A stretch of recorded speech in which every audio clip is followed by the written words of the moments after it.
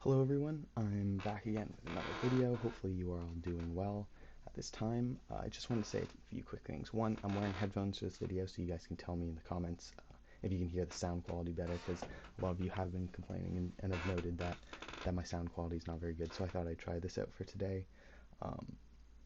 And so yeah, I'm gonna make a little bit of a different video today because I've had this game for a while and I've always been really inspired by it because it's such a cool game. You guys will find out why.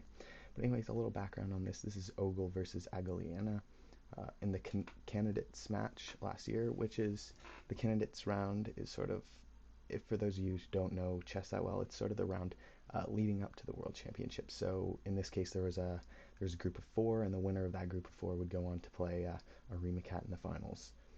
Um, so yeah, so this is one of the games from the game best of 10 series, or not best of 10, 10 game series between Ogul and Agaliana. I forget what game it was, but anyways, Ogul has the white pieces, and Ogul starts off with e3.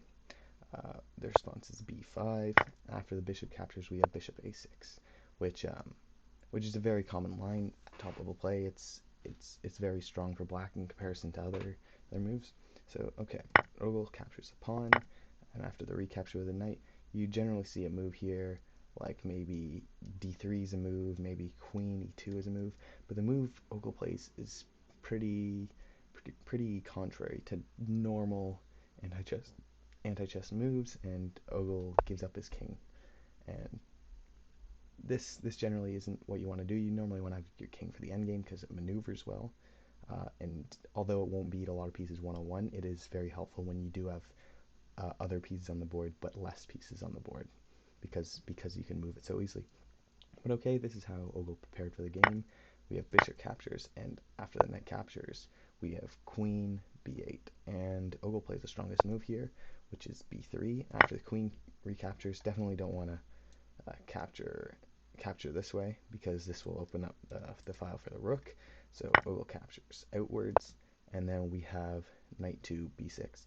And Ogul plays a move here that actually is lost, which is knight f5. If you guys want to pause the video, like, feel free, go ahead and try to find this mate in 11 that Agaliana has, and so yeah, so you can do that if you want. And for those of you who want to see the solution, the move is actually knight to d4, and after the knight captures, we have this move right here. The knight's going to end up having to come some way, but this is a key move because now the knight can't capture there. Say after the knight captures here, best move is actually rook to d8, because now after knight captures, rook captures. Even if we see the knight capture here, rook is going to capture this pawn over here, and after rook captures, bishop captures. As you can see, this is obviously winning for black. But anyways, we did not see this knight to d5 move. Instead, Agaliana plays h5. So okay, we have queen captures, rook captures, knight captures, and after this, there only is really one really good move. Well, not really good, but one move that keeps the advantage sort of in black's hands, and that is f6s, so that after we have knight captures, bishop captures, this pawn sort of protects this bishop and doesn't allow it to come down here. So okay, we have d4, which pressures this knight. We want to make this knight move. Knight's a very strong piece here, and Agaliana begins to give away all of their pieces. And generally in fast time control, this might be a good strategy, as if you're playing really quickly, it's less about the strategy and all the maneuvers that you're making, more about just getting rid of your pieces. However, if you do have lots of time, and this game's 2+5, you can see their time up and down here after every move. If you do have a lot of time, generally you want to have more maneuverable pieces and more pieces to sort of contain them. But this is the choice that was made, so we now have c5, and after the pawn's given up, Agaliana continues to give up the knight and the rook and then this pawn. So at this point, black does have a king left. However, white does have two rooks, which are very strong in the endgame, and white also has much more pieces. So as you're going to see, we'll try to bring the rook over here, maybe get the bishop oh, that bishop doesn't move like that. Uh, bishop out, the knight out, and try to control this half of the board, so he can promote the pawns, and then see what happens.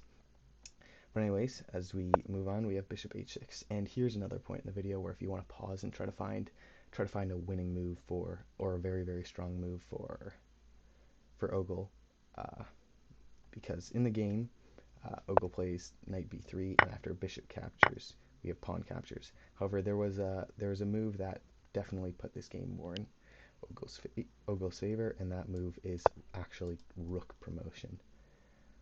Because after the bishop captures, we'd have rook captures, and you can't capture this pawn right here, because after rook takes, knight takes, we have a mating sequence here for white, and after this, the bishop's just going to have to come down here and take all these pieces. So when we go back to this position right here, the bishop has to capture the bishop right here. After the rook captures the knight, this is the crazy move right here, because you're going to have to capture this bishop afterwards. Black's going to be left with a couple pawns, which in the endgame, when you have now 3 rooks, you're going to be able to control these pawns really well and definitely end up in a winning position. But anyways, as we already said, we have knight c3 by Ogul. We have bishop captures, pawn captures, and Agaliana continues to strike in the center and try to give away all pieces with e5. So we have knight to b5, sort of trying to control all these squares over here. And although giving away the king now would be the better move, because there's not much to do at the moment for Agaliana, we have knight to e7. Okay, rook b1, which, putting it on this file with all of your pawns here, it's sort of a nice protector, a nice control. So it's a nice move, at least in my opinion. And so generally, what I like to think about in anti-chess is controlling squares before your opponent does, because if you can control squares before your opponent does, then your opponent won't be able to move to those squares, because, well, I mean, you can't move to control those squares, because if you're already controlling them, then you're going to be able to give up your pieces. So I've always thought of anti-chess as a game of controlling all the squares that your opponent can't control. And as you see, Ogul's beginning to bring all of his pieces to this side of the board to control as many squares as he can.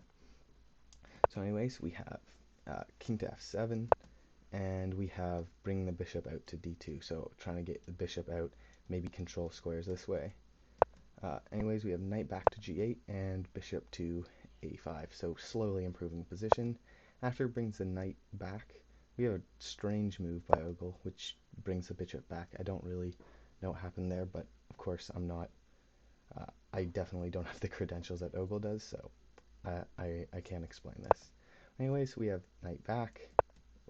Ogul continues pushing the pawns to try to promote, get rid of the pawns, and use more maneuverable pieces.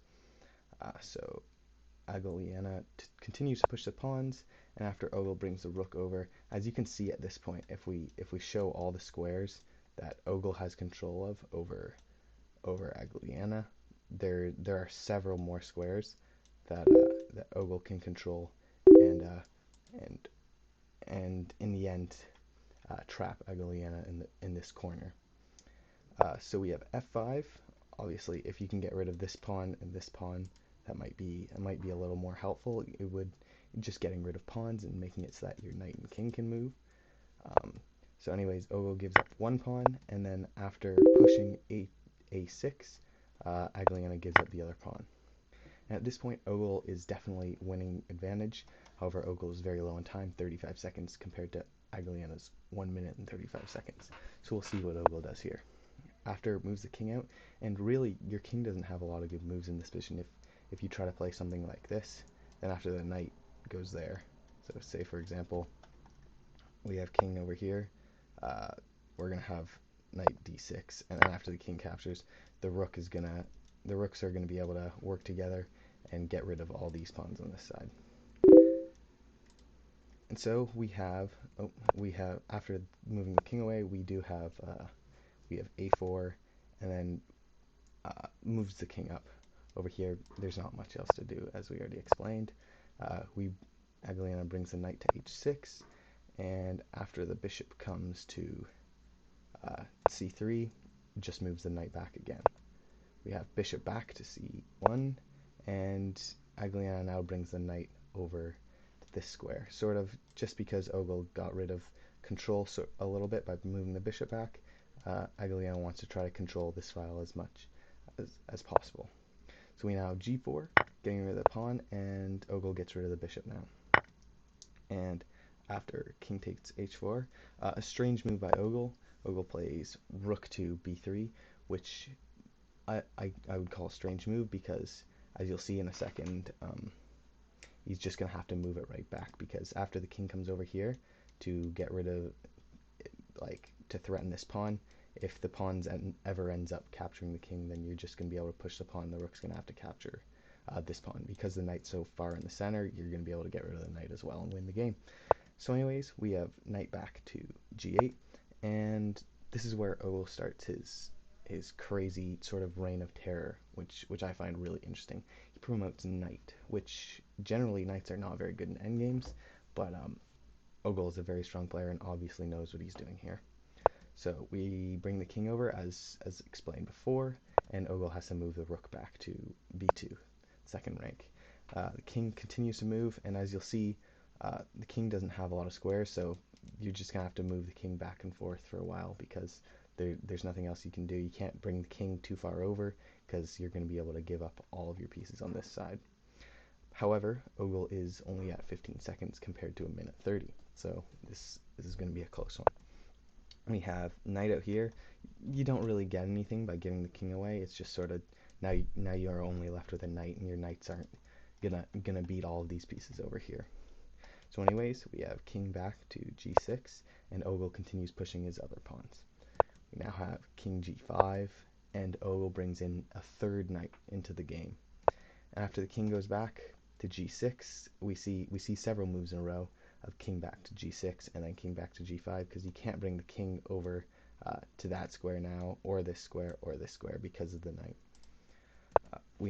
Ogul continues to push the pawn, and king back to g5, Ogul pushes the pawn again, king g6, moves the knight out, and then after king g5, Ogul brings a fourth knight into the game. So we have king g6 again, and Ogul starts maneuvering the knights. So knight c4, we have king g5, and knight a to b6. King g6 again.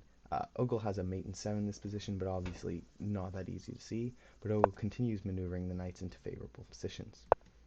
And after the king continues to move, Ogul again maneuvers the knight very nicely. We have king back to g6, and now Ogul starts to move his rooks into positions. Moves his rooks into positions where this pawn is going to have to be set up for several captures in a row. Agaliana brings the knight out to h6, doesn't have very much left to do. Ogul moves the rook up, and after this king g7 move, we see Ogul begin giving away all of the rooks and knights. So we have pawn captures. Ogul moves the knight out now, and then after pawn captures the first rook, we have knight to d7.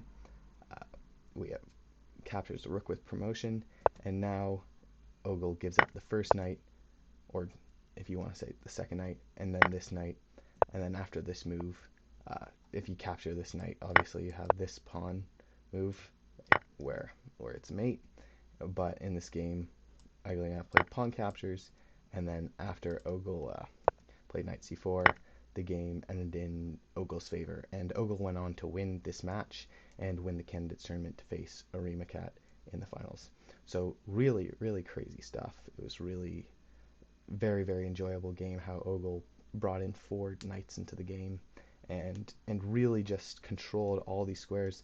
If we look back a couple moves ago, we see a position something like this. Ogul basically controls the entire board, and Agaliana is just forced to move the king back and forth several times. And so yeah, a really good game, a really fun game to watch.